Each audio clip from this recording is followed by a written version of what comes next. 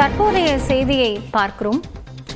தோனி 100 கோடி ரூபாய் கேட்ட வழக்கை நிராகரிக்க கோரி ஐபிஎஸ் அதிகாரி சம்பத்குமார் தாக்கல் செய்திருந்த வழக்கில் தற்போது நீதிமன்றம் உத்தரவு பிறப்பித்திருக்கிறது. தீர்ப்பை தள்ளி வைத்து உத்தரவானது பிறப்பிக்கப்பட்டிருக்கிறது.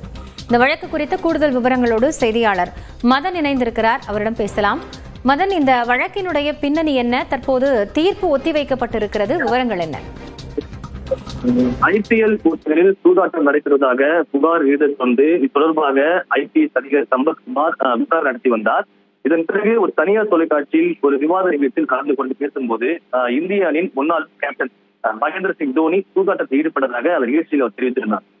இதையடுத்து தன்னுடைய பெயருக்கு களங்கம் ஏற்படுத்திவிட்டதாக கூறி 100 கோடி ரூபாய் மான நஷ்ட ஈடுபட்டு ஐபிஎஸ் அதிகாரி சம்பத்குமார் மற்றும் தனியார் தொலைக்காட்சிக்கு எதிராக மகேந்திர சிங் தோனி கடந்த 2014ஆம் ஆண்டு சென்னை உயர்நீதிமன்றத்தில் ஒரு வழக்கு தொடர்ந்தார். அதன் பிறகு இந்த தோனி தொடர்ந்த இந்த ஒரு வழக்கை நிராகரிக்க வேண்டும் என்று ஐபிஎஸ் அதிகாரி சம்பத்குமாரும் உயர்நீதிமன்றத்தில் மனு தாக்கல் செய்தார். இந்த மனுவை ஏற்கனவே விசாரித்த தனி நீதிபதி இந்த வழக்கை பொறுத்தவரைக்கும் தற்போது சாட்சி விசாரணை தொடங்கிவிட்டது. எனவே இந்த மனுவை ஏற்றுக்கொண்டால் பிரதான வழக்கு முடிவுக்கு வர மேலும் பல ஆண்டுகள் காலமாகும். எனவே ஏற்றுக்கொள்ள முடியாது என்று ஐபிஎஸ் அதிகாரியுடைய அந்த மனுவை தள்ளுபடி செய்து உத்தரவு பிறப்பித்தார். அதன் பிறகு தற்போது மீண்டும் அந்த தனி நீதிபதி பிறப்பித்த உத்தரவை எதிர்த்து மேல்முறையீட்டு மனுவை தாக்கல் செய்யப்பட்டது அந்த ஐபிஎஸ் அதிகாரி மூலமாக.